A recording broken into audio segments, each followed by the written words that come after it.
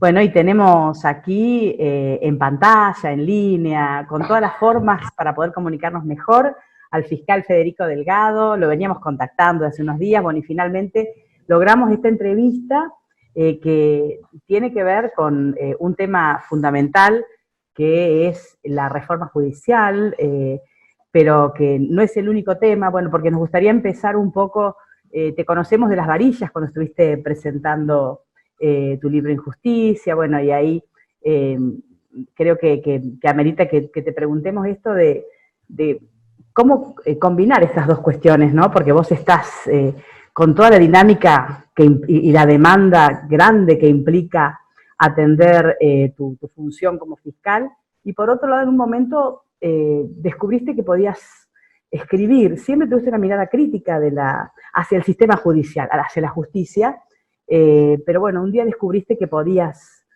hacer algo con esto. ¿Cómo fue ese momento en que vos decidiste que podías hacer algo diferente, que es escribir sobre esto? Mirá, en rigor de verdad, yo empecé con esto medio de casualidad, porque mientras trabajaba, yo entré a tribunales con muchas ilusiones, digamos, y por ahí con un idealismo por ahí excesivo. Y de golpe empecé a saber que la justicia empezó un proceso de degradación muy grande. Yo empecé a los 19 años, 20, tengo 50. Empezó un proceso de degradación muy grande y yo había tenido muy buenos maestros en tribunales y sentía esa tensión entre que no puede hacer nada individualmente para cambiar las cosas, es difícil contarlo, pero algo hay que hacer. Y bueno, entonces se me ocurrió que una forma de intervenir y de incluso de cumplir con mi función, que es ser los fiscales somos como abogados de la gente, se me ocurrió que podía escribir libros. Y escribí un libro, de hecho saqué el tercero hace 2 meses, que se llama República de la Impunidad, y me pareció que era la mejor forma de poder intervenir y contar a la sociedad, que es a la que nos debemos, qué cosas funcionan bien en la justicia, porque algunas funcionan bien, y qué cosas funcionan mal. Así que eso es un poco, es casi como me pareció que era como un deber ético, digamos, también contar qué está pasando y humildemente sugerir alguna línea para cambiarlo. Bien, hablando de esto de sugerir una línea para cambiarlo, y sí, en plena pandemia, como si vos publicaste un libro y seguís Sí. en actividad en este sentido también, ¿qué es lo que vos creés que puede aportar una reforma judicial? Bueno, porque lo que vemos es que todos dicen que es necesario, o sea, el Poder Judicial así no puede seguir, hay que establecer cambios que garanticen que sea justicia, que la justicia sea justa, bueno, todo lo que vemos que es algo, un denominador común en la gente. El tema es que, bueno, de repente aparece esta posibilidad de un cambio, de una reforma. Esta reforma judicial en particular, esta propuesta, ¿qué ves que le puede aportar de cambio positivo a toda esta crítica generalizada al Poder Judicial? Sí, a mí me parece que ninguna ley va a ser un milagro. Las leyes son pautas, son obligatorias, pero podemos desobedecerlas, o podemos torcerlas, o podemos hacer como que no existen, eludirlas. A mí me parece que una ley, ni esta ni ninguna otra, por sí misma va a ser un gran cambio. Hay un cambio que tenemos que hacer nosotros. Primero los judiciales, pero después los ciudadanos también, que tiene que ver con la relación que tenemos con la ley. Uno puede pensar, la justicia está en el peor de los mundos, ¿por qué? Porque los jueces tienen un solo capital, que es su palabra, y su palabra está sospechada. Entonces, eso es un problema, que la palabra esté sospechada, porque si vas a un juez y uno de entrada, o un fiscal, está dudando de lo que va a hacer, aunque esté no de acuerdo, pero duda de la honestidad, al menos intelectual, es un punto de partida muy bajo, muy jorobado. Entonces, me parece que una reforma de la justicia, primero, llevaría mucho tiempo, y uno la puede ir en una parte externa y una parte interna. Lo que ha hecho el gobierno es enviar al Congreso una mirada externa. ¿Por qué? Porque lo que trata de hacer es reorganizar el modo en que funciona, en que se divide el trabajo judicial.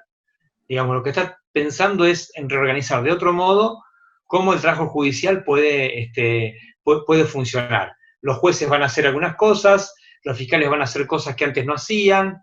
Bueno, y ahí hay toda una nueva división judicial del trabajo, si querés. Ahora, y ahí se plantean experimentos interesantes como el juicio por jurados, que es una cuenta que tenemos pendiente los argentinos desde 1853. Pues la Constitución dice que a nivel federal los ciudadanos, nosotros, tenemos que jugar a nuestros pares como en las películas, como en Netflix, en juicios orales y públicos. Eso todavía no ha llegado y hay un planteo ahí en el proyecto de ley que me parece muy interesante. Aquí en Córdoba Ahora, tenemos claramente, una experiencia. claro, en Córdoba sí. En Córdoba está mucho populares. más adelantado como provincia que a nivel federal. Ustedes, lo que nosotros estamos discutiendo a nivel federal, digo nosotros en cuanto a ciudadanos, ¿no? En el Congreso, en la provincia de Córdoba funciona hace más de 40 años. Esto me parece que es todo un indicador. Ahora, después falta la reforma interna. La reforma interna de la justicia tiene que ver con hábitos, costumbres, con una dimensión ética. Eso no lo puede hacer ni un Congreso, ni un presidente, ni un ministro.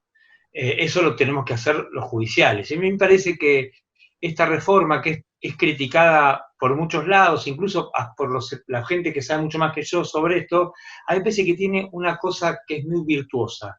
Y es que primero reconocemos que el problema existe, que la justicia está mal, y segundo que pasamos de discutir esto en los diarios, en la televisión, por ahí en la facultad, en los libros, y la llevamos al Congreso. Y el Congreso es la casa de la República, es la casa de la democracia. Y eso me parece un paso importante, porque quizá una reforma que siempre es perfectible, que debe tener muchas cosas para pulir, al menos inicia un proceso de discusión pública, en un espacio público, para resolver un problema que tiene que ver con el sistema nervioso de la Constitución. Porque la justicia es parte del sistema nervioso de la Constitución, es muy importante, porque básicamente define qué está prohibido de qué está permitido. Entonces me parece que es algo muy importante. Bien, entonces, que se discute en el Congreso es lo que vos destacás y hay puntos discutibles, vos decís hay cosas que gente que está diciendo que no. También es cierto que hay, lo que yo vi de las críticas más importantes que se registran desde la oposición, no tiene que ver tanto con el contenido, sino que tiene que ver con que no consideran que sea oportuno hacer la reforma ahora. Bueno, lo que yo estuve viendo no tiene que ver con el contenido, pero bueno, vos decís que hay puntos inclusive, bueno, justamente ya tiene media sanción y que es un paso, y vos decís que se ponga el Congreso es importante. Y después, ¿qué faltaría? Vos decís una reforma interna, es decir, ¿cómo funciona la justicia vos que la ves de adentro? ¿Qué es fundamentalmente lo que hay que cambiar? Y me parece que hay dos palabritas que están separadas y que tienen que ir juntas. La justicia y la ley. Muchas veces en los tribunales se aplica la ley, pero las decisiones no se perciben como justas. Y eso es un problema muy grave, porque las personas, todos nosotros, acordamos que los problemas los vamos a solucionar a través de los jueces y fiscales y no a las trompadas. Entonces lo que necesitamos es que la sentencia sea creíble, que solucione el conflicto y que sea percibida como justa y respetada por el que perdió. Para eso hay que conciliar la legalidad y la justicia. Eso es una cuestión cultural, me parece a mí humildemente, ¿no? Tiene que ver con trabajar la cultura, quiere decir cómo los judiciales nos acercamos al conflicto. Hay que humanizar la justicia, ahora a nivel federal por ahí privilegiamos más el papel, el cuaderno, el expediente, más que el problema en sí mismo. Me parece que un punto muy importante, que yo lo deslizo como si fuese sencillo, pero no es sencillo, tiene que ver con humanizar el proceso judicial. O sea, hacernos entender a nosotros, a los judiciales, que hay dolores, que hay emociones, que hay un montón de cosas que no están directamente vinculadas a la letra de las cosas que están en juego. Eso me parece una cuestión muy importante. Después también hay que capacitarse. Por ejemplo, los jueces y fiscales no tienen obligación de tener cursos de actualización, no tienen obligación de seguir estudiando, los empleados tampoco, y eso es muy grave porque los conflictos cambian, los hábitos de la sociedad cambian, los crímenes cambian, los incumplimientos del contrato cambian, y eso hay que ir acompañándolo. Y después me parece que también hay que sincerar los sistemas de promoción y de selección, no solo de jueces y fiscales, sino también desde el primer empleado hasta el más importante de la Corte Suprema. Me parece que ahí hay que hacer algunos ajustes que no requieren dinero, sino tratar de evitar que haya lugar para el amiguismo, para el acomodo, para el contacto, entre comillas, para todo este tipo de cosas. Entonces me parece que eso va a ser lo más difícil de cambiar, porque me parece a mí que la Argentina tiene un problema desde hace mucho tiempo, cada vez peor, que tiene que ver con que las instituciones que nacieron para hacer nuestra vida más sencilla, más fácil, para que vivamos mejor, y están pensadas para operar en la sociedad, en un contexto, con el paso del tiempo se han separado de la sociedad y son como un objeto que pueden tomar algunos grupos que representan intereses, por ahí si querés, corporativos, pero que no están directamente vinculados con las grandes mayorías. Entonces eso generó un sistema de poder, el formato del poder en la Argentina es muy remunerativo, es muy beneficioso para muy pocas personas. Y esos grupos son los que casi siempre están circulando en los roles de gobierno, pero esos intereses raramente tienen que ver con las grandes mayorías sociales. Y ahí me parece que hay un gran problema, porque la justicia integra esa gama de instituciones separadas de la vida de todos nosotros, tiene un rol muy importante, por ejemplo, en la construcción de la impunidad, en garantir la impunidad de los crímenes más graves, de la evasión impositiva, del contrabando, del narcotráfico, del lavado de dinero, de la corrupción. Y pensé que entonces ahí está el problema muy grande, que lo que tenemos que tener claro es que cuando discutimos qué hacer con la justicia, estamos discutiendo cómo funciona el poder político en la Argentina. Cuando discutimos poder, siempre va a haber ruido y hay una querella histórica en la humanidad que los que tienen el poder no quieren soltarlo y los que creen que tienen posibilidad de participar del ejercicio del poder empujan para ser parte de eso. Entonces me parece que ahí está la tensión más grave, y por eso me parece que uno puede pensar la reforma de la justicia desde muchos planos, el plano externo, como el gobierno, el plano interno, que es una cuestión más endógena, pero nunca hay que perder de vista el formato general, que me parece que ahí está la clave, lo que, en definitiva, tener una justicia sana, justa, que en tiempo breve resuelva nuestros conflictos, todos los juicios, desde los laborales hasta los civiles, los comerciales, los cheques sin fondo, hasta una justicia que nos ayude en eso, que nos respalde en eso, también necesariamente requiere discutir cómo queremos vivir los argentinos. Y me parece que ahí es cuando obviamente la cosa se va a poner siempre más difícil, pero en algún sentido me parece que se trata de impregnar las instituciones, repolitizarlas en el sentido más puro del término, no de un partido, sino impregnarlas del poder político que es nuestro, que es los ciudadanos. Frente a ese objetivo hay pasos. Me parece que empezar por la justicia, discutirlo en el Congreso, que es el lugar donde están nuestros representantes, es un paso muy importante. Y después hay cosas que tenemos que hacer, algunas solamente los judiciales, otras tenemos que hacer todos los argentinos, por ejemplo, redefinir nuestra relación con la ley, ¿no? No puede ser que la cumplamos cuando nos conviene y que cuando no nos conviene tratemos de eludirla o de violarla, digamos. Eso es una decisión que tenemos que tomar. Si queremos seguir viviendo como hasta ahora, o de verdad queremos vivir todos, los que más tienen, los que menos tienen, y los de la franja del medio, vivir subordinados a la ley, que en algún punto, y desde la ingeniería institucional, es el elemento que nos representa. Bien, entonces, en esto vos decís que el cambio muchas veces cuesta porque hay sectores que se van a sentir perjudicados, hay un sector político, mejor dicho, no político, sino el poder, ¿no? El poder que está integrado por diferentes ingredientes, que no solamente lo político, hay fundamentalmente lo económico y demás.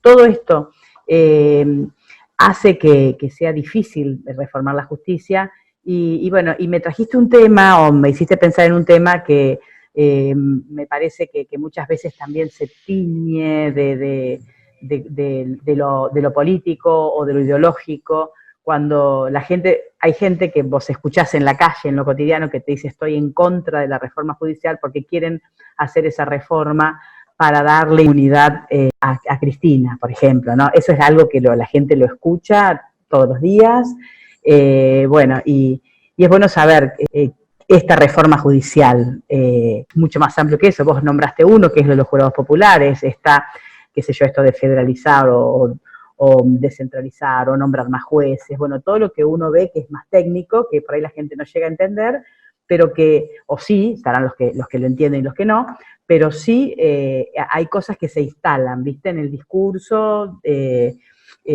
bueno, uno era el que yo te decía antes, no es oportuno hacerla ahora, el otro es esta reforma se hace con este objetivo. Pues puede ser tan lineal, puede ser que esa ley tenga, o que alguien pueda pensar que tiene este objetivo. Mira, mi libro se llama República de la Impunidad, el último. En la Argentina, para que haya impunidad, no hubo que hacer ninguna reforma de la justicia. Digamos, la impunidad es otra cosa. Bien. Es otra cosa. La impunidad se construye a pesar de la ley. Para empezar, digamos.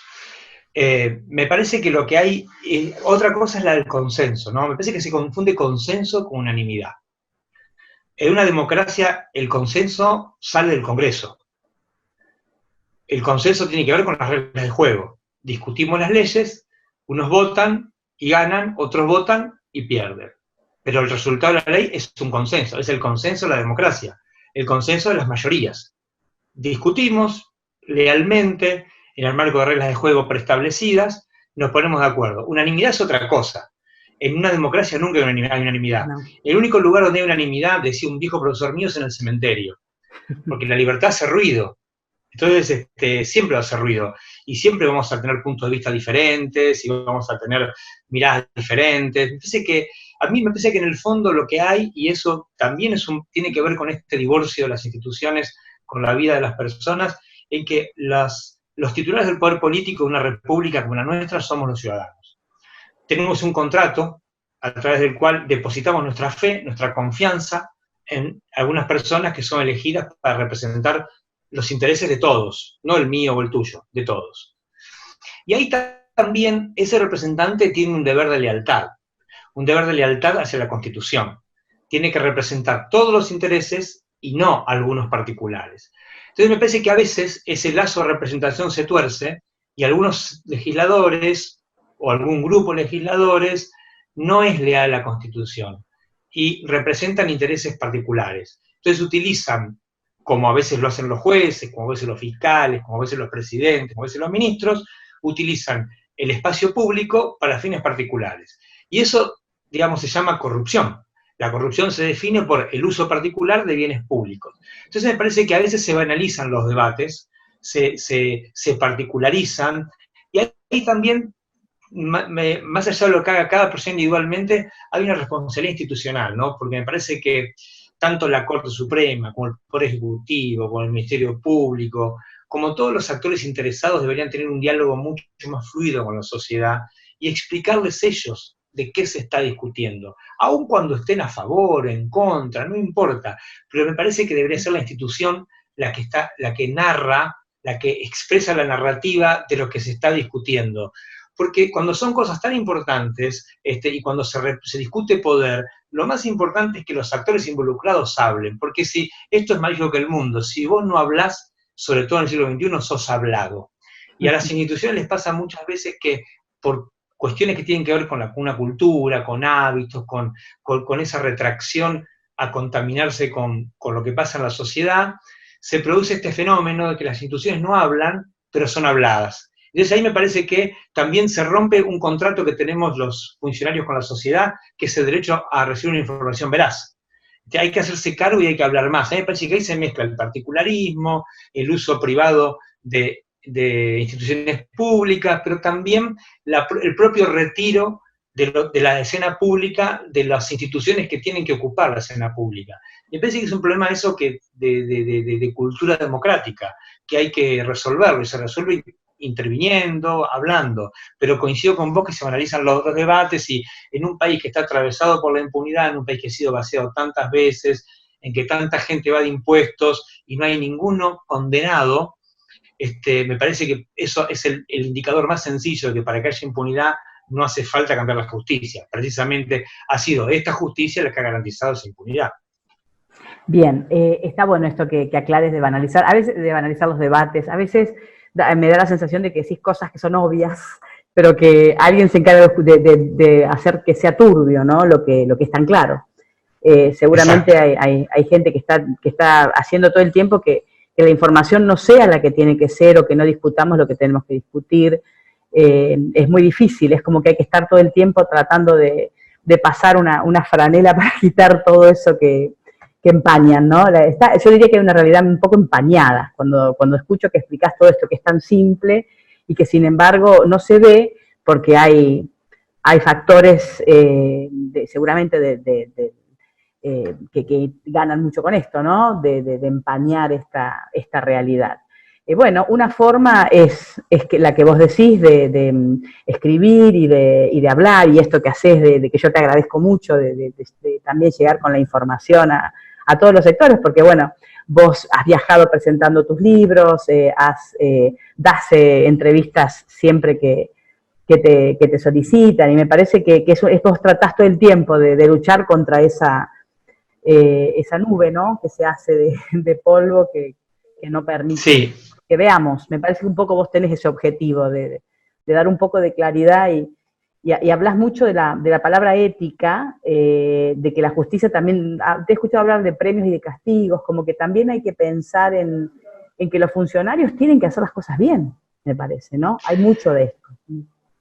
Hay que recuperar, digamos, hay una tendencia, yo a veces pienso que es porque Argentina es un país que ha estado muchas veces gobernado por abogados, y hay una creencia que vos pones una ley y automáticamente se solucionan las cosas.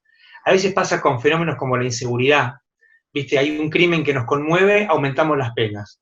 Cuando había que cuidarse, que empezó esta maldita pandemia, lo primero que hubo que hacer es un decreto para penalizar o amenazar con penalizar a las personas que vean la cuarentena. Y después vemos que, me parece a mí que las leyes, es verdad, son pautas, es importante que estén, pero requieren también un lazo de pertenencia, un querer ser parte de esa ley.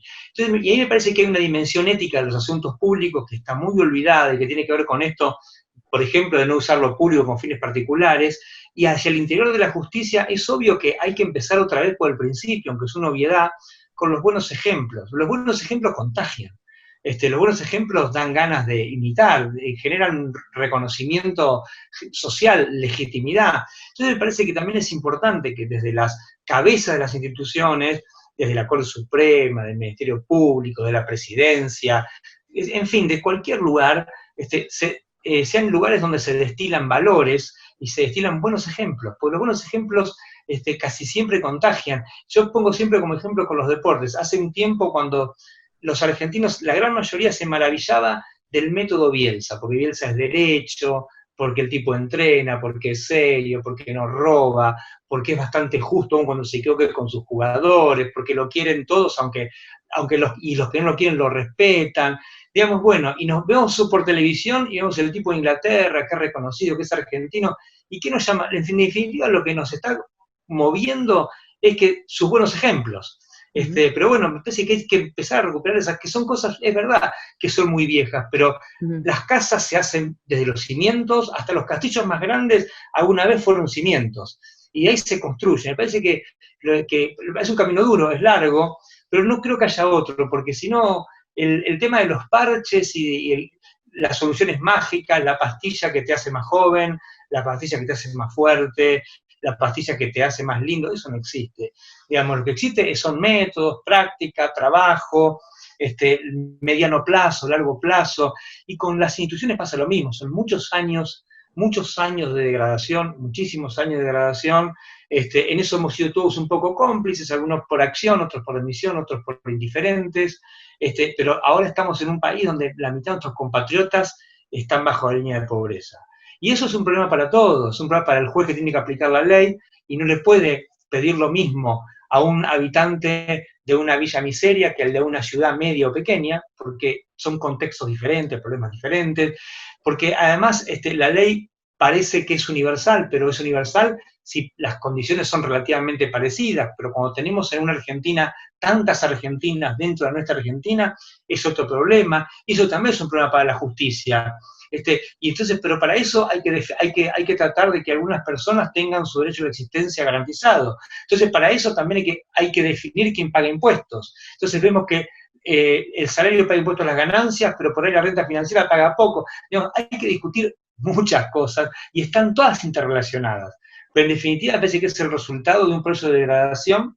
Hay que empezar por algún lugar, y yo me parece que hay que empezar por el principio, los buenos ejemplos, la ética, pequeñas reformas, mecanismos de rendición de cuentas, hacerse cargo de lo que uno hace mal y ser premiado por lo que hace bien, castigo para el que se porta mal, premio para el que se porta bien, y resolver esto de que estamos en una sociedad donde el crimen no paga, donde la falta pequeña, comedia, incluso debe ser festejada, y no paga, porque en definitiva eso que es micro, cuando lo llevamos a lo macro, nos permite entender muchas cosas.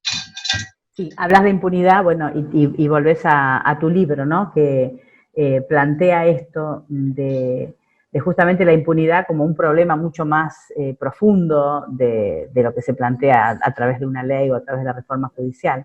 ¿Vos crees que todos estos problemas de los que vos estás hablando, vos crees profundamente en que estos cambios se pueden llegar a dar?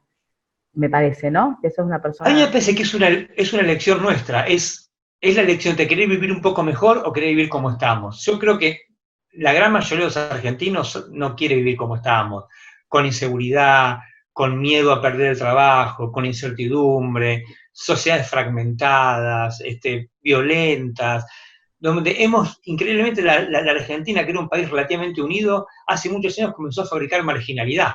Y la marginalidad quiere decir que son personas que están fuera, si se quiere, del contacto social. Bueno, yo creo que nadie en su sano juicio quiere vivir en una sociedad que fabrica violencia, que fabrica marginalidad y que nos lleva a vivir angustiados y sin poder pensar de acá a 2 años. Entonces me parece que hay cosas que estamos obligados a hacer, y si no las hacemos, estamos condenados a un proceso de degradación. Y como decía Emil Durkheim, las sociedades no se suicidan. A veces me parece que no es lo que quieras yo, lo que quieras vos, sino que a veces se fabrica eso que se llaman los hechos sociales, ¿no? Que los hacemos todos un poco sin darnos cuenta, pero que en definitiva, como tenemos siempre esa pulsión de vida que es más fuerte, nos lleva a hacer algunas transformaciones casi por un imperativo de los hechos, más que por una planificación racional que hagamos nosotros. Porque yo creo que a nadie nos gusta vivir como vivimos, queremos vivir todos mejor, y en definitiva es una decisión colectiva. Bien, te toca estar al frente de causas por ahí que tienen mucha resonancia. Y te puedo preguntar en qué estado está la causa en la que imputaste al expresidente Mauricio Macri. Esas me las sacaron todas. Te la sacaron. Me sacaron a mí. Las causas son de la justicia. Las causas siguen adelante. Vos estuviste... Las causas, algunas terminaron después que yo salí, otras siguieron adelante, pero siempre por mecanismos que hay que respetar, pero algunos muy heterodoxos, qué sé yo, dejamos de intervenir en algunas causas que eran importantes, básicamente los Panama Papers, ese tipo de cosas. Tuvimos algunas experiencias malas con la Secretaría de Inteligencia, pero bueno, es parte de lo que hay que arreglar, ¿no? Es parte de lo que hay que arreglar y que hay que hacer que en la justicia sean de verdad todos iguales y que no haya personas que porque tienen recursos políticos, económicos o simbólicos puedan hacer cosas que las leyes no prevén ni quieren, pero que de hecho las hacen. Entonces me parece que eso también es un desafío, tratar de construir igualdad en la aplicación de la ley. Bien, la palabra igualdad también estuvo bastante presente en todo lo que vos dijiste, la ética, la igualdad. Creo que eso es una deuda muy grande de la justicia. Una de las críticas más grandes que tiene la justicia es que no mide a todos con la misma vara. Y es verdad. Y es verdad. No mienten. La gente cuando se queja de eso, está diciendo la verdad. Y bueno, y esto también a través de vos decís que no es tanto, ahí ya no es la ley, no es la reforma judicial lo que cambia la vara, ¿no? Eso de construirlo.